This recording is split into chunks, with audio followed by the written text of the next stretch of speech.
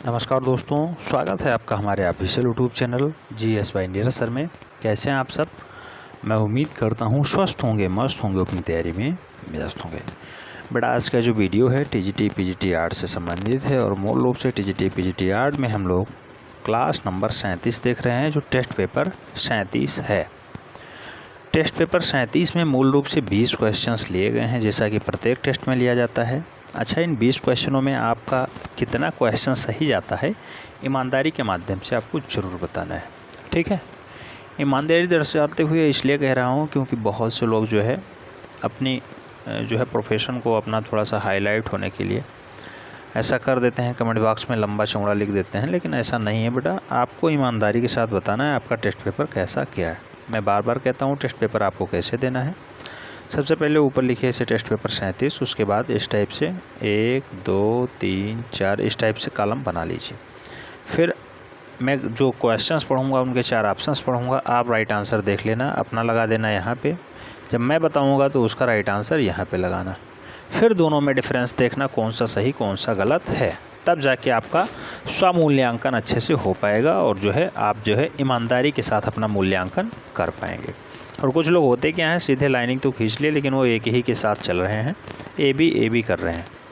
जैसे हमने बताया बी तो वो भी कर दिए, हमने बताया सी तो वो भी सी कर दिए। तो इस टाइप से उनका ईमानदारी के साथ मूल्यांकन नहीं हो पाता है। तो बेटा आप अपना मूल्यांकन करना जिस दिन सीख जाएंगे उस दिन समझ लीजिए आप एक योग्य टीचर हो गए। आइए स्टार्ट करते हैं। क्वेश्चन नंबर 1 की बात करते हैं। क्वेश्चन नंबर 1 बहुत महत्वपूर्ण क्वेश्चन लिया गया है।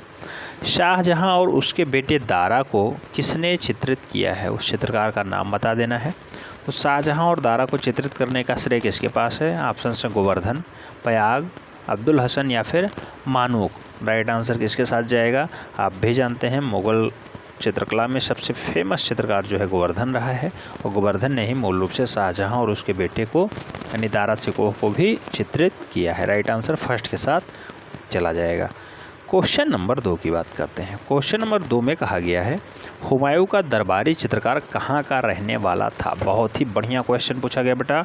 अभी हमने जस्ट क्लास देखी है हुमायूं की, और हुमायूं में मैं उम्मीद करता हूँ आपने देखा होगा तो पता चल गया होगा हुमायूं का दरबारी चित्रकार कहाँ का रहने वाला था। ऑप्शंस हैं ताशकंद, ईरान, काबुल या फिर अफ़गानिस्तान। राइट आंसर किसके साथ जाएगा? तो हुमायूं का जो दरबारी चित्रकार था वो ईरान का रहने वाला था। राइट आंसर सी के साथ जाएगा। कौन कौन से चित्रकार थे? तो ख्वाजा अब्दुल समद सिराजी, ख्वाजा अब्दुल समद सिराजी हमने नाम बताया था। और दूसरा चित्रकार कौन था? तो मीर सैयद अली। मीर सैयद अली और सिराजी ये दोनों हुमायूं के दरबारी चित्रकार थे। इन्होंने हुमायूं को भी चित्रकला सिखाई है, उनके अनपढ़ बेटे अकबर को भी चित्रकला सिखाई है। ठीक है, तो राइट आंसर सी के साथ जाएगा। ईरान का रहने वाले थे ये लोग। ठीक है, कौन? सिराजी और सैयद अली, मीर सैयद अली और ख्वाजा अब्दुल समद सिराजी। तो इनका संबंध ईरान से था। क्वेश्चन नंबर 3 की बात करते हैं। 3 में पूछा गया है हमजानामा किसके समय में चित्रित किया गया। अब यहाँ लोग कंफ्यूज होंगे क्योंकि आज हमने हुमायूं पढ़ा है और हुमायूं में हमने कुछ बताया है। तो हमजानामा किसके समय में चित्रित किया गया है? ऑप्शन हैं शेरशाह, अकबर, जहांगीर, शाहजहां। मूल रूप से हमजानामा का चित्रांकन का जो काल है मूल रूप से हुमायूं के काल में होता है, लेकिन अगर यहाँ हुमायूं ऑप्शन में होता तो हुमायूं ही राइट आंसर बनता। फिलहाल हुमायूं राइट आंसर यहाँ नहीं दिया गया है, तो यहाँ अकबर राइट आंसर बनेगा। और शेरशाह, अकबर, जहांगीर, शाहजहां में अकबर राइट आंसर बनेगा, क्योंकि हमजानामा का जो पूर्ण रूपेण कार्य हुआ था वो अकबर के काल में हुआ है। शुरुआत मूल रूप से हुमायूं के कार्य में हो जाती है। और कुछ चित्रकार ऐसे भी मानते हैं, कुछ इतिहासकार ऐसे भी लिखते हैं कि मूल रूप से उसी के कार्यकाल में यानी हुमायूं के ही कार्यकाल में मूल रूप से हमजानामा चित्रित हो गया था। इसीलिए दोनों को साथ में नहीं रखा जाता, ना हुमायूं ना अकबर। या अकबर राइट आंसर बनेगा या हुमायूं बनेगा। आज हमने पढ़ाया है हुमायूं को, हुमायूं में हमने साफ साफ आपको बताया है। आगे बात करते हैं क्वेश्चन नंबर 4 की। बहुत महत्वपूर्ण क्वेश्चन है बेटा ये। पहाड़ी चित्रकला संबंधित है। ऑप्शन से मुगल शैली, कांधा शैली, कांगड़ा शैली या फिर राजपूत शैली। तो मूल रूप से पहाड़ी चित्रकला का संबंध किससे है बेटा? तो यहाँ पे कांगड़ा चित्रकला शैली के साथ पहाड़ी चित्रकला संबंधित हो जाती है। राइट आंसर बी के साथ बन रहा है। क्वेश्चन नंबर 5 की बात करते हैं। बहुत महत्वपूर्ण क्वेश्चन है बेटा। मोला राम कौन था? मोला राम कौन था? ऑप्शंस दिया गया है मूर्तिकार, गीतकार, चित्रकार, संगीतकार। तो मौलाराम का जो मूल रूप से संबंध है वो चित्रकारी से है। और चित्रकार कहाँ के हैं? तो मौलाराम जो है पहाड़ी शैली के एक अच्छे चित्रकार माने जाते हैं। पहाड़ी शैली के एक अच्छे चित्रकार माने जाते हैं मौलाराम जी, याद रखना है। चित्रकारी से है संबंध इनका, बी राइट आंसर हो जाएगा। क्वेश्चन नंबर 6 की बात करते हैं। क्वेश्चन नंबर 6 में पूछा गया है महाराजा संसार चंद्र द्वारा किस शैली को संरक्षण मिला? तो मूल रूप से महाराजा संसार चंद्र कौन सी शैली को संरक्षण प्रदान करते हैं? ऑप्शंस है जैन शैली, राजस्थानी शैली, पहाड़ी शैली या फिर सिख शैली। राइट आंसर किसके साथ जाएगा? तो यहाँ पे पहाड़ी शैली राइट आंसर बनेगा। संसार चंद्र जी ने पहाड़ी शैली को बचाने का कार्य किया है, इसको संरक्षण प्रदान किया है। राइट आंसर सी के साथ हो जा रहा है। प्रश्न संख्या 7 की बात करते हैं। 7 में कहा गया है उत्तर भारत में कंपनी शैली का प्रमुख केंद्र कौन सा रहा है? तो आप जानते हैं उत्तर भारत यानी मध्य प्रदेश से ऊपर वाला हिस्सा जितना भी है वो उत्तर भारत कहलाता है, और मध्य प्रदेश के नीचे वाला हिस्सा मूल रूप से दक्षिण भारत कहलाता है। तो उत्तर भारत में कंपनी शैली का सबसे मुख्य केंद्र कौन सा था? ऑप्शन हैं कानपुर, पटना, आगरा या फिर नैनीताल। राइट आंसर किसके साथ चला जाएगा?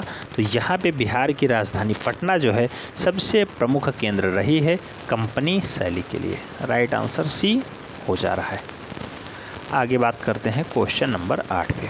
क्वेश्चन नंबर 8 कहा गया मुगल शैली के पतन के बाद किस शैली का जन्म होता है? तो जब मुगलिया सल्तनत ख़त्म होता है तो वहाँ पे उसकी चित्रकला भी ख़त्म हो जाती है। तो उसके बाद कौन सी शैली जन्म लेती है? ऑप्शन है राजस्थान शैली, बंगाल शैली, कंपनी शैली या फिर आधुनिक शैली। तो राइट आंसर किसके साथ जाएगा? कंपनी शैली का उद्भव होता है, कंपनी शैली का जन्म होता है। राइट आंसर डी के साथ चला जा रहा है। जब मुगल शैली पतन में ओर जाती है तब कंपनी शैली का प्रादुर्भाव होता है या फिर इसका उदय होता है। राइट आंसर जो है डी के साथ जा रहा है। क्वेश्चन नंबर 9 की बात करते हैं। क्वेश्चन नंबर 9 पूछा गया बेटा, बहुत महत्वपूर्ण क्वेश्चन है, डबल स्टार लगा के रखिए, याद रखिए, सदैव याद रखिए। बंगाल स्कूल के मार्गदर्शक थे, बंगाल स्कूल के मार्गदर्शक थे। ऑप्शंस हैं अवनींद्रनाथ टैगोर, यामिनी राय, जेपी गांगुली या फिर केजी सुब्रमण्यम। राइट आंसर किसके साथ जाएंगे? तो यहाँ पे जो राइट आंसर बनेगा वो अवनींद्रनाथ टैगोर के साथ जाएगा। First is the right answer हो जा रहा है। फर्स्ट बंगाल स्कूल के मार्गदर्शक अवनींद्रनाथ टैगोर जी थे। फर्स्ट राइट आंसर हो जा रहा है। क्वेश्चन नंबर 10 की बात करते हैं। क्वेश्चन नंबर 10 में पूछा गया बेटा हरिपुरा कांग्रेस अधिवेशन के पंडाल को किसने सजाया था? ऑप्शंस हैं यामिनी राय, नंदलाल बोस, राम किंकर बैज या फिर ईश्वरी प्रसाद। तो हरिपुरा कांग्रेस अधिवेशन के पंडाल को मूल रूप से सजाने का जो श्रेय है वो है नंदलाल बोस साहब को। नंदलाल बोस जिन्होंने भारतीय संविधान की भी पांडुलिपियाँ तैयार की हैं। टोटल 22 पांडुलिपियाँ ऐसी हैं जो भारतीय संविधान की भी नंदलाल बोस ने ही तैयार की। तो राइट आंसर जो है बी के साथ चला जाएगा। क्वेश्चन नंबर 11 की बात करते हैं। 11 में कहा गया है रविंद्रनाथ टैगोर के चित्र किस शैली के हैं? ऑप्शन हैं मुगल शैली, आधुनिक शैली, कंपनी शैली या फिर बंगाल शैली। तो रविंद्रनाथ टैगोर के चित्र जो हैं वो मूल रूप से किस शैली से संबंध रखते हैं? आधुनिक शैली के साथ जाते हैं। राइट आंसर जो है सी के साथ बन जाएगा। परेशान बिल्कुल भी नहीं होना है, नोट डाउन आपको करना है। मैं उम्मीद करता हूँ आप लोग नोट्स बनाते हुए चल रहे हैं। इस वीडियो की PDF file WhatsApp paid group पे भेज दी जाएगी, परेशान होने की ज़रूरत नहीं। प्रश्न संख्या 12 की बात करते हैं। 12 में कहा गया एक कवि चित्रकार जिसकी कर्म भूमि शांति निकेतन थी, वह कवि कौन सा है? ऑप्शंस हैं रविंद्रनाथ ठाकुर, नंदलाल बोस, गगनेंद्रनाथ ठाकुर या फिर DP राय चौधरी। तो ऐसे कवि जिनका कर्म भूमि मूल रूप से शांति निकेतन रहा हो उनका नाम बताना है। तो यहाँ पे जो है कवि और लेखक के साथ साथ उन्होंने बहुत ख्याति प्राप्त की है। नाम है रविंद्रनाथ ठाकुर जी। इन्हें गीतांजलि के लिए क्या मिला है?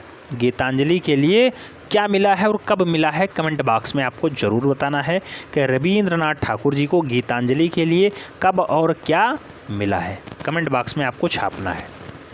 क्वेश्चन नंबर 13 की बात करते हैं। 13 में पूछा गया बेटा अकबर का आर्ट स्टूडियो स्थित था। क्वेश्चंस कुछ लोग सोचते होंगे ऐसा आर्ट क्वेश्चन कहाँ पूछा गया, लेकिन ये प्रीवियस ईयर का क्वेश्चन है, पूछा जा चुका है। तो अकबर का आर्ट स्टूडियो मूल रूप से कहाँ स्थित था? ऑप्शन हैं दिल्ली में, जयपुर में, फतेहपुर सीकरी में या फिर आगरा में। तो अकबर का आर्ट स्टूडियो मूल रूप से फतेहपुर सीकरी में स्थित था। राइट आंसर जो है बी के साथ जा रहा है।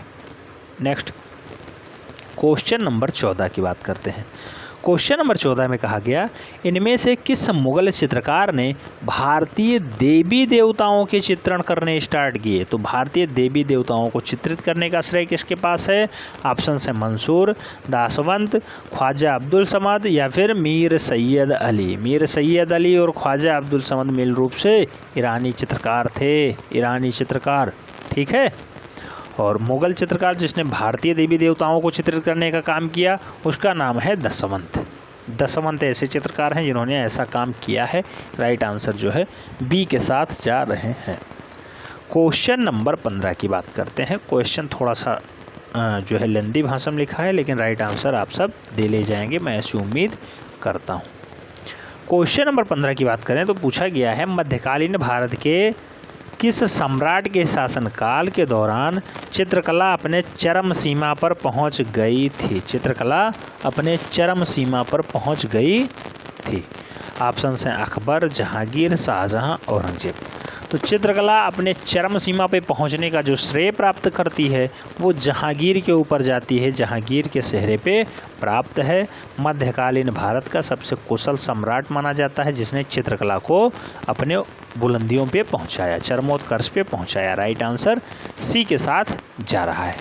नेक्स्ट क्वेश्चन नंबर 16 की बात करते हैं। 16 में पूछा गया है राजस्थानी चित्रकला का आरंभिक स्वरूप किस शैली से प्रभावित था?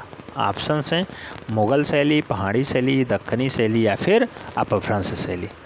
तो राजस्थानी चित्रकला का आरंभिक स्वरूप जो है मूल रूप से किस शैली के साथ जाता है? तो वो अपभ्रंश शैली के साथ जाएगा। राइट आंसर डी हो जा रहा है, नोट डाउन कर लीजिएगा, बहुत महत्वपूर्ण क्वेश्चन है बेटा। D is the right answer बन रहा है।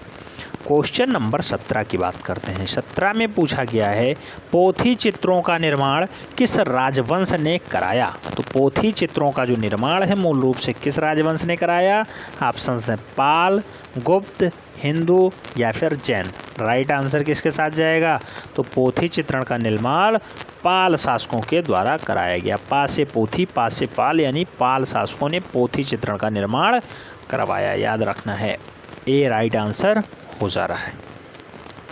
क्वेश्चन नंबर 18 की बात करते हैं। 18 में पूछा गया है प्रारंभिक गोथिक मौजिक कला में टीसेरेई क्या है? तो प्रारंभिक गोथिक मौजिक कला में टीसेरेई क्या है बेटा? ये महत्वपूर्ण क्वेश्चन है, प्रीवियस ईयर का है, कई बार पूछा जा चुका है, आने की प्रबल संभावना रखता है। तो टीसेरेई के बारे में आपको पता होना चाहिए। तो टीसेरेई मूल रूप से क्या है? ऑप्शंस हैं रंगों की चमक, चित्रों का दीर्घीकरण, रंगों की पारदर्शिता या फिर छोटे रंगीन घन। तो मूल रूप से टीसेरेई जो होते हैं वो छोटे रंगीन घन ही कहलाते हैं। राइट आंसर जो है डी के साथ बन रहा है। सेकंड लास्ट क्वेश्चन है महात्मा बुद्ध का गृह त्याग अजंता की किस गुफा संख्या में चित्रित है? तो महात्मा बुद्ध का गृह त्याग मूल रूप से किस गुफा संख्या में है? ऑप्शन है 16वीं, 17वीं, 14वीं या फिर पहली। तो राइट आंसर यहाँ किसके साथ जाएगा? 16वीं गुफा राइट आंसर बन जाएगी। महात्मा बुद्ध का गृह त्याग अजंता की 16वीं गुफा में जो है चित्रित है। राइट आंसर जो है फर्स्ट हो जा रहा है। क्वेश्चन नंबर 20 की बात करते हैं। लास्ट क्वेश्चन है, कहा जा रहा है बाघ गुफा की 5वीं गुफा का नाम बताइए। तो बाघ गुफा की 5वीं गुफा का नाम आपको बताना था। ऑप्शन हैं योगशाला, रंगशाला, चित्रशाला, पाठशाला। तो बाघ गुफा की 5वीं गुफा को जो मूल रूप से नाम था वो क्या था? पाठशाला था। डी राइट आंसर बन रहा है। कितने क्वेश्चंस आपके सही गए हैं इन 20 प्रश्नों में से आपको कमेंट के माध्यम से ज़रूर बताना है। एक क्वेश्चन हमने पूछा रविन्द्रनाथ टैगोर पे, उसको भी आपको ज़रूर लिखना है।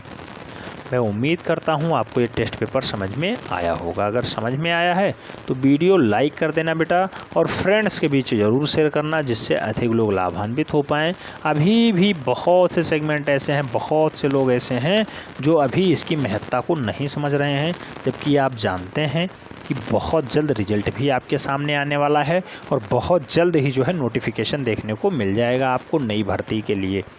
तो अगर आप अभी से तैयारी के लिए अवेयर नहीं होते हैं, अभी से तैयारी स्टार्ट नहीं करते हैं, तो निश्चित रूप से आप तैयारी से मुखर रहे हैं और मूल रूप से आप सिलेक्शन से दूर हो रहे हैं।